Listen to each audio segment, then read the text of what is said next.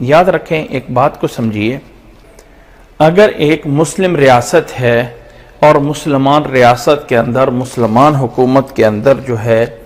کچھ غیر مسلم رہتے ہیں، تو غیر مسلموں کے ساتھ معاہدہ ہوتا ہے کہ تم اپنے دین پہ چلو، ہم تمہیں جو ہے وہ تنگی نہیں دیں گے،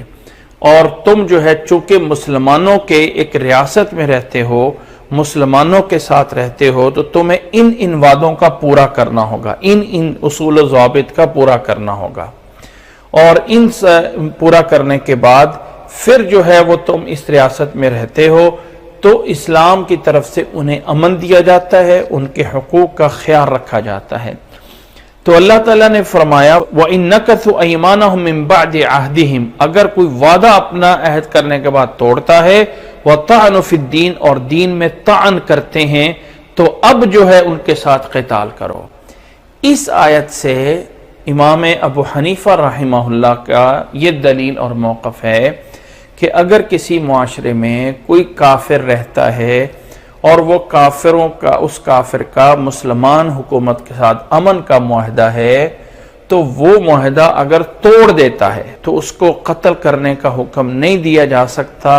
اس لیے کہ دو چیزیں ہیں۔ اللہ تعالیٰ نے فرمایا وَإِن نَكَثُوا أَيْمَانَهُم مِّن بَعْدِ عَهْدِهِمْ، وعدے کا توڑنا، وَطَعْنُوا فِي الدِّينِ، اور مسلمانوں کے دین میں طعن کرنا۔ جب وہ دونوں کام کرتا ہے،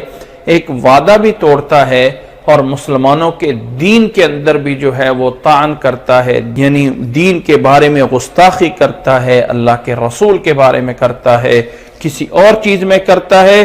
وعدہ توڑ دیتا ہے، یہ دو چیزیں ہیں۔ اگر دو چیزیں پوری کرتا ہے تو تب حکم ہے فَقَاتِلُوا أَئِمَّةَ الْكُفْرِ۔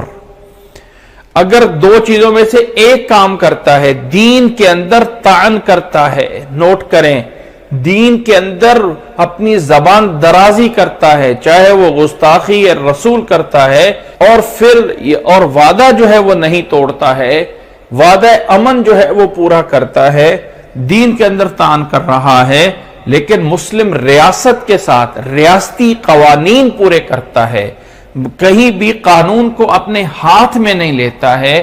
بلکہ ریاست کے قانون جو ہیں ان کو پورا کر رہا ہے اور دین کے اندر طعن بھی کر رہا ہے، تو اس انسان کو قتل نہیں کیا جا سکتا ہے۔ یہ موقف ہے امام ابو حنیفہ رحمہ اللہ کا اس آیت کے پیش نظر، جبکہ امام مالک، امام شافعی، امام احمد بن حنبل رحمہ اللہ کا موقف یہ ہے کہ ان دو میں سے کوئی ایک چیز بھی وہ توڑ دیتا ہے۔ پہلی چیز یہ ہے وَإِن نَكَثُوا أَيْمَانَهُم مِّن بَعْدِ عَهْدِهِمْ،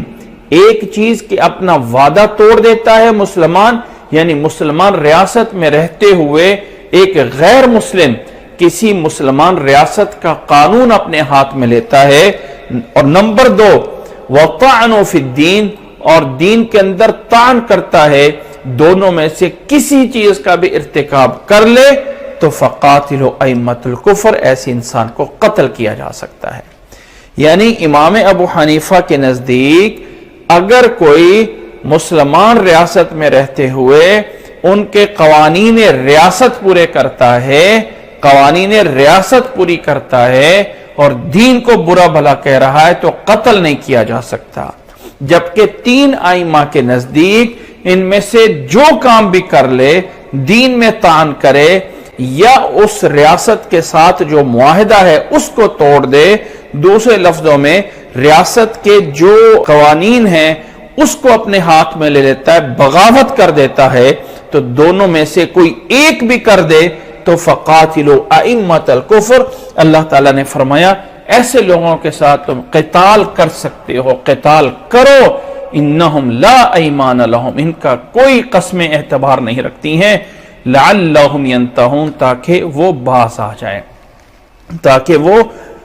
آ جائیں، یعنی یہ جو دو چیزیں ہیں، وہ دو چیزیں بنیاد بنائی ہیں، دونوں میں سے کوئی ایک کر لے تو اس کو قتل کیا جا سکتا ہے۔ امام ابو حنیفہ فرماتے ہیں کہ دونوں چیزیں برابر آئیں گی تو قتل ہوگا، ادروائز دوسری سزا ہو سکتی ہے، یعنی دوسری سزا ہو سکتی ہے، کوئی بھی دی جائے لیکن قتل نہ کیا جائے۔ یہ الگ بات ہے کہ ہمارے معاشرے میں جب کوئی گستاخ رسول ہوتا ہے،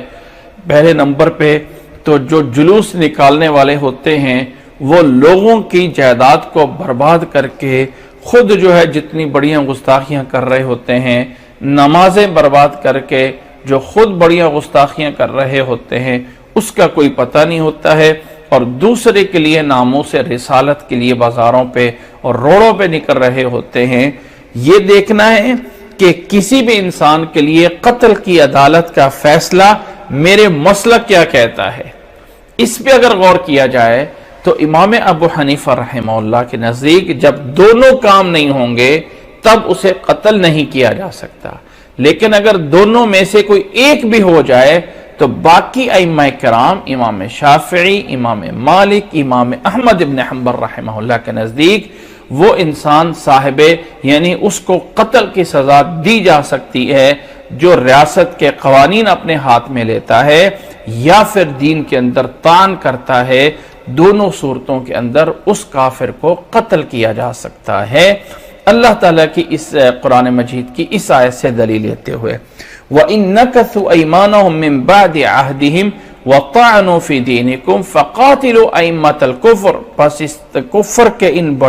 ان بڑوں کو، ان ائمہ کو، ان آگے بڑھنے والوں کو قتل کر دو۔ إِنَّهُمْ لَا أَيْمَانَ لَهُمْ، ان کی کوئی قسمیں نہیں ہیں، لَعَلَّهُمْ يَنْتَهُونَ، تاکہ یہ باز آ جائیں۔